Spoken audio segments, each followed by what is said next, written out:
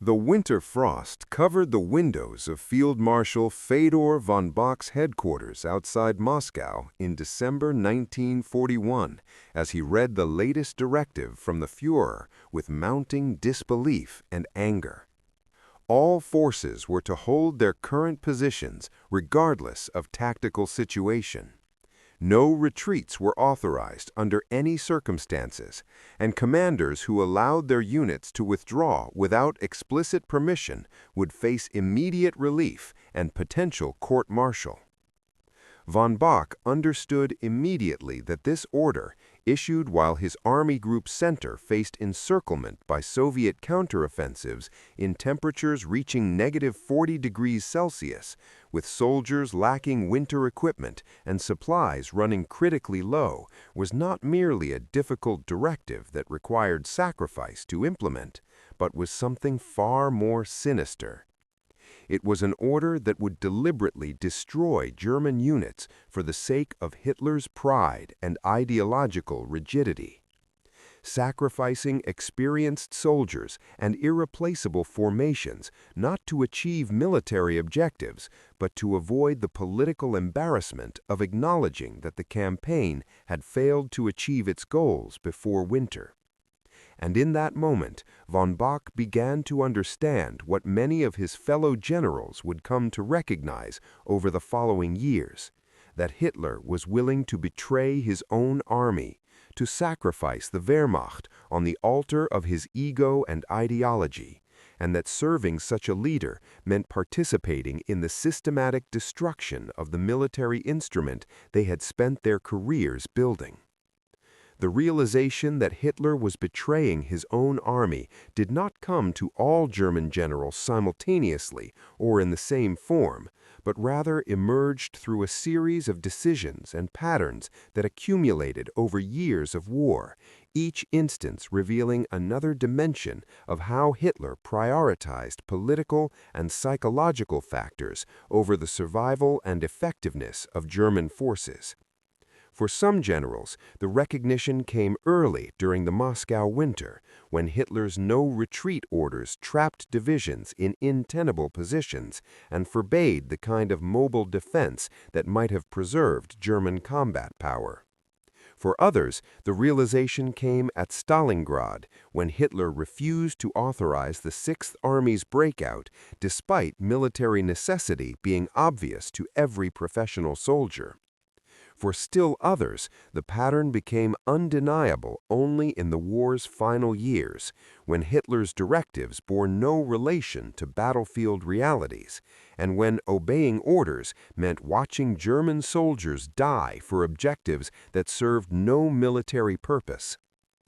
The winter crisis of 1941–42 outside Moscow represented the first major test of Hitler's willingness to sacrifice his army rather than acknowledge strategic failure.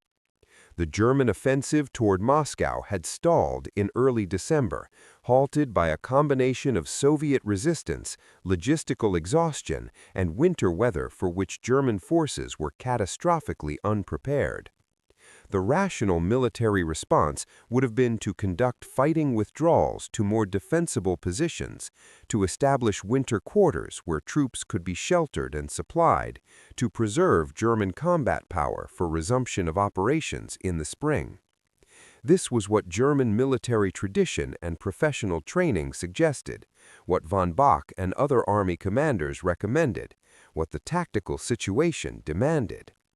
Hitler's response was the opposite: hold every position, retreat from nothing, accept any casualties necessary to maintain the current front line.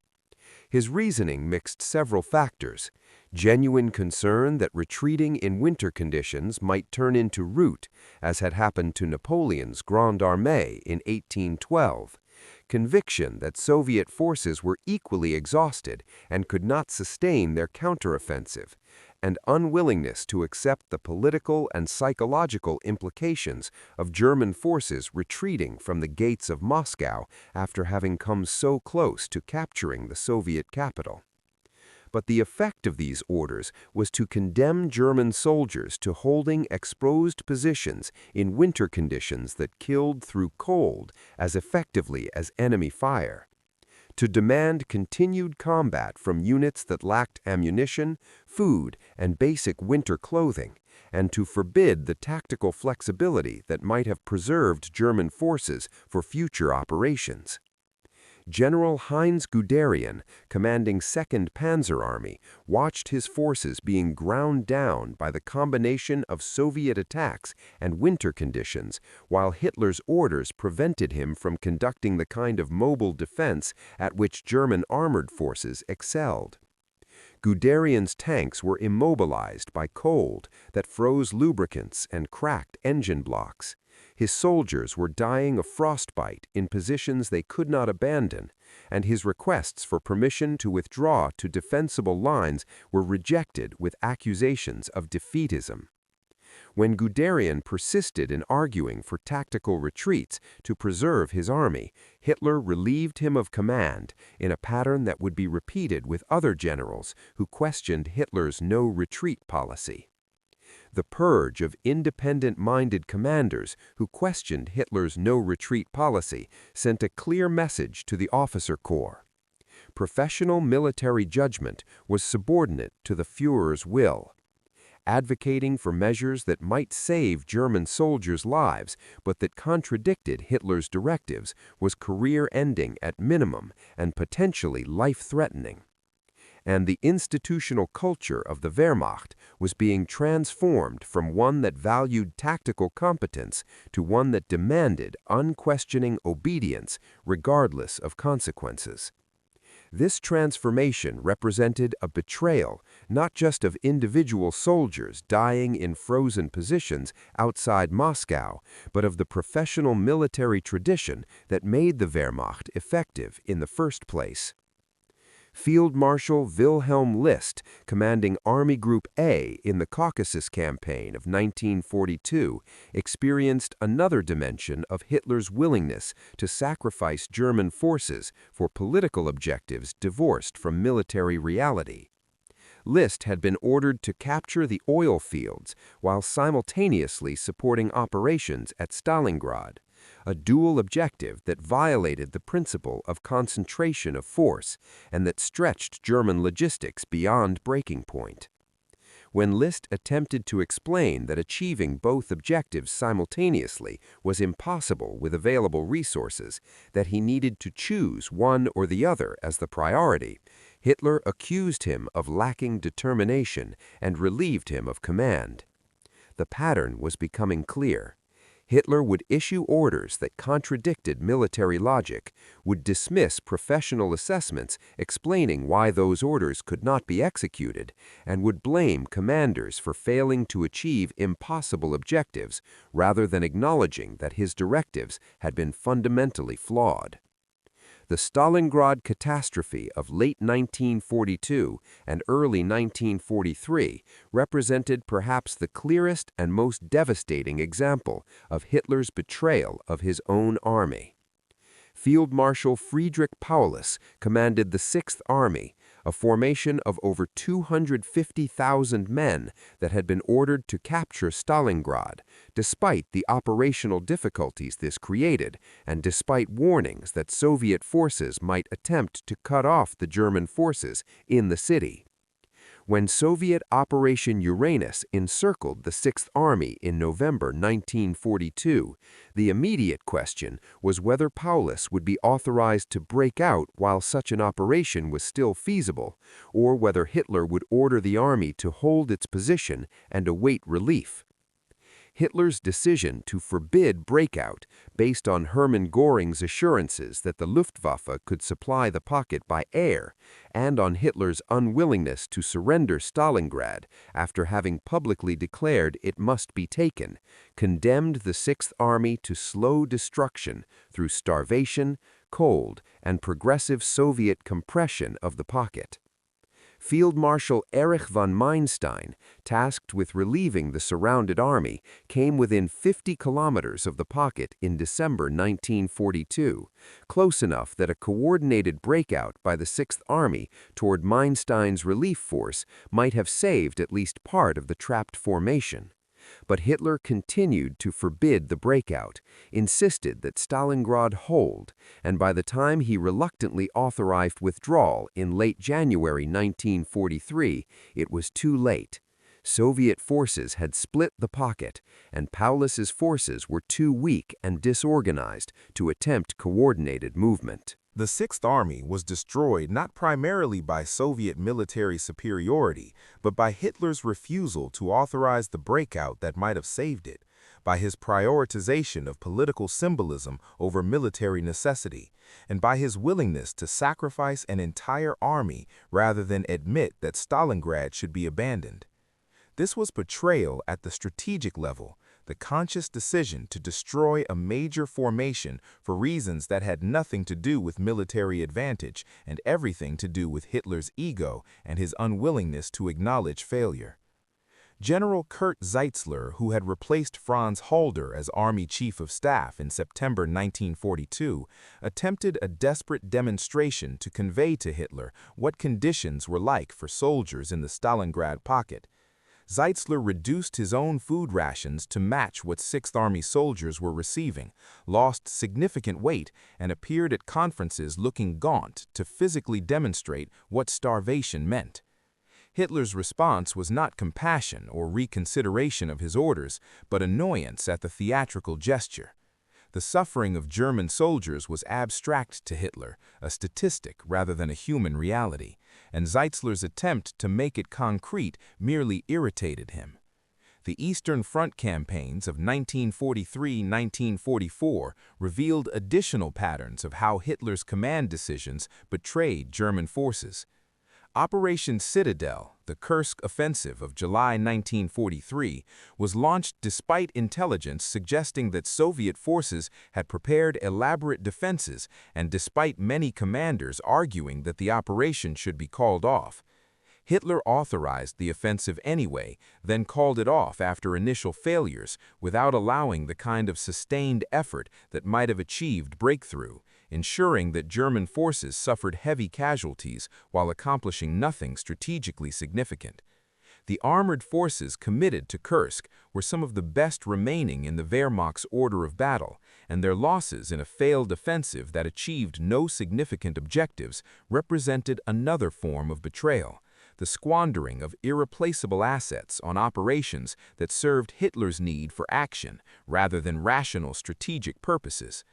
The defensive campaigns that followed Kursk saw German forces conducting fighting withdrawals across Ukraine and Belarus, operations that could have preserved German combat power if conducted with the kind of mobile defense that Wehrmacht doctrine and training emphasized. But Hitler's standing orders, which forbade retreats without his personal authorization, created a command system where every withdrawal decision required appealing to a Führer who was increasingly divorced from battlefield realities and resulted in German forces being forced to hold untenable positions until they were encircled and destroyed, rather than being allowed to retreat in good order to new defensive lines. Field Marshal Walter Model, who earned a reputation as a specialist in defensive operations and crisis management, developed techniques for working around Hitler's no-retreat orders while maintaining the appearance of compliance. Model would hold positions as long as militarily reasonable, then conduct tactical adjustments or regrouping operations that were essentially retreats, but that were framed in language that Hitler might accept. This verbal gymnastics allowed Model to preserve some German combat power while avoiding the worst consequences of literal obedience to suicidal orders. But it was exhausting, required constant deception of the supreme commander, and represented an acknowledgement that effective command required systematically evading rather than implementing Hitler's directives. The July 20, 1944 assassination attempt revealed how many German officers had concluded that Hitler's continued leadership was incompatible with Germany's survival, and that the only way to end the war before total destruction was to remove Hitler from power. The conspiracy included some of Germany's most distinguished officers, men who had concluded that their oaths to Hitler were superseded by their duty to Germany and to the soldiers under their command. The plot's failure and the brutal purges that followed eliminated many officers who might have provided alternative leadership and terrorized others into silence, ensuring that for the war's remainder, Hitler's betrayal of his own army would continue unchecked by any internal opposition capable of stopping it. The Ardennes Offensive of December 1944, commonly known as the Battle of the Bulge, represented Hitler's final major attempt at strategic initiative and another form of betrayal. Hitler committed Germany's last operational reserves, panzer divisions that had been carefully rebuilt and husbanded for defensive operations, to an offensive that had minimal chance of achieving its stated objectives of reaching Antwerp and splitting Allied forces. The operation was launched despite most professional military officers recognizing that it could not succeed, that even if it achieved tactical surprise, the resources available were insufficient for strategic success, and that the forces committed would be better employed defending against the Soviet offensives that were clearly being prepared in the East. The Ardennes offensive failed as the generals who understood operational realities had predicted, and the panzer divisions that might have delayed Soviet advances in the east were destroyed in the west, accomplishing nothing except a temporary disruption of Allied timetables. This was betrayal through squandering of resources, the commitment of Germany's last mobile reserves to an operation that served Hitler's psychological need for dramatic action rather than Germany's strategic needs for defense of its remaining territory and population. Field Marshal Gerd von Rundstedt, nominally commanding in the West during the Ardennes offensive, but in reality having minimal input into the planning which Hitler had directed personally, later described the offensive as a desperate gamble by a leader who had lost touch with military reality and who was willing to sacrifice what remained of German military power in futile gestures rather than using those forces to delay defeat and perhaps create conditions for negotiated settlement. Rundstedt's assessment reflected the view of many professional officers that Hitler's command decisions by late 1944 were not merely mistaken but were actively harmful to German interests, that he was destroying his own army through combinations of impossible orders and wasteful operations, and that serving such a leader meant participating in Germany's orchestrated destruction. The final months of the war saw Hitler's betrayal of his army reach its most extreme and nihilistic form. The Nero Decree of March 1945, ordering the destruction of German infrastructure to prevent it from falling into enemy hands, revealed that Hitler had abandoned any concern for Germany's future, or for the welfare of German soldiers and civilians who would need that infrastructure to survive in the post-war period. The decree was not a military order designed to hamper enemy operations, but a scorched earth directive that revealed Hitler's conviction that if he could not have his 1,000-year Reich, then Germany itself deserved destruction. Albert Speer, Hitler's armaments minister, worked to ensure that the Nero Decree was largely ignored by commanders and civilian officials who understood that implementing it would doom the German population to starvation and chaos. But the fact that Hitler had issued such an order demonstrated to any remaining skeptics that the Führer's concern was not for Germany's survival or for the welfare of the German people, but for his own ego and his vengeful determination that Germany should be punished for failing to achieve the victory he had promised.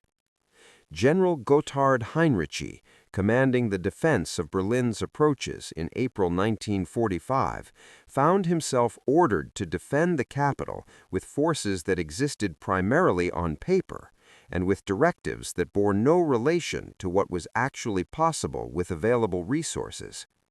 Hitler's orders referenced divisions and corps that Heinrici knew had been destroyed weeks earlier, demanded counterattacks by formations that consisted of scattered company-sized groups, and assigned missions that required fuel and ammunition that Germany no longer possessed. Heinrici was being ordered to sacrifice what remained of German forces in a defense of Berlin that could not succeed, and that served no military purpose beyond prolonging Hitler's life by days or weeks. The soldiers fighting in Berlin's streets in April 1945 were being betrayed not just by impossible orders, but by the entire strategic framework that had brought them to that point. Many were boys from the Hitler Youth or old men from the Volkssturm, given minimal training and obsolete weapons, sent to fight Soviet forces that had driven from Stalingrad to Berlin and that possessed overwhelming superiority in every category of military power. These improvised defenders were being ordered to die, not to protect Germany or to achieve any military objective, but to delay the inevitable end of a regime that had already doomed itself and them. The generals who survived to surrender to Allied forces, who faced war crimes tribunals, and who wrote memoirs attempting to explain their actions, struggled with the recognition that they had served a leader who had betrayed the army they had devoted their lives to building. Many attempted to draw distinctions between their military service and the political decisions that had led to war, between their professional competence and the strategic errors that had led to defeat, between their loyalty to Germany and their subservience to Hitler. But these distinctions rang hollow to those who asked why, if they had recognized Hitler's betrayal of his own army, they had continued to serve him, to transmit his orders, to participate in the command system that enabled his decisions.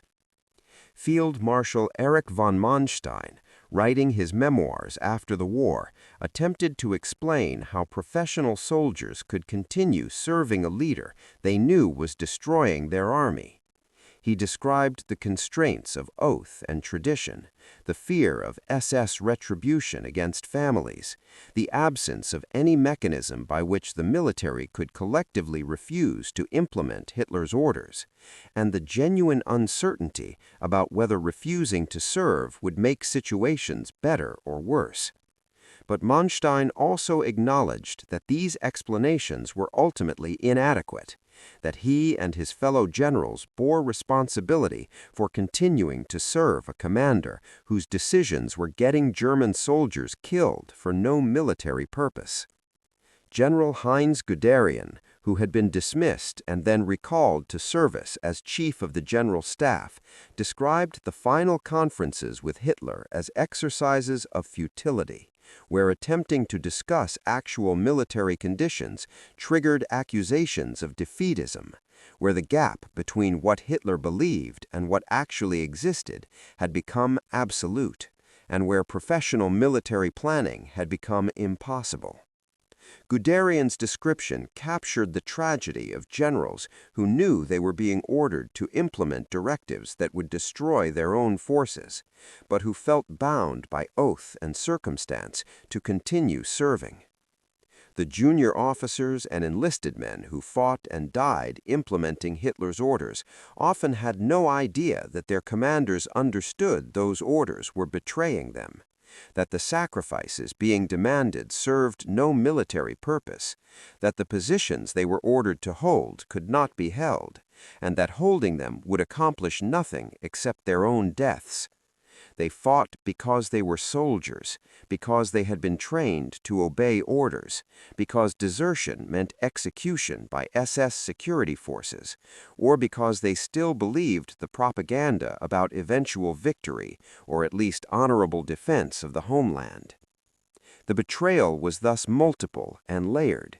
Hitler betrayed the army by issuing orders that sacrificed German soldiers for political and psychological rather than military reasons. The generals betrayed the soldiers under their command by implementing or working around those orders rather than collectively refusing to participate in the army's destruction. And the institutional culture of the Wehrmacht, with its emphasis on obedience and its subordination to Nazi political authority, betrayed the professional military tradition that had made German forces effective by transforming competent soldiers into instruments of their own destruction. The pattern that emerged from years of Hitler's command decisions revealed a leader who viewed the Wehrmacht not as a precious national asset to be carefully employed and preserved, but as an instrument to be used and, if necessary, destroyed in service of his ego and ideology. When operations succeeded, Hitler took credit and proclaimed the vindication of his strategic genius. When operations failed, he blamed commanders for insufficient determination, soldiers for inadequate fighting spirit, and circumstances beyond his control. The possibility that his own decisions might be flawed, that his orders might be destroying German forces, that his continued leadership might be causing rather than preventing catastrophe, this was psychologically impossible for Hitler to acknowledge.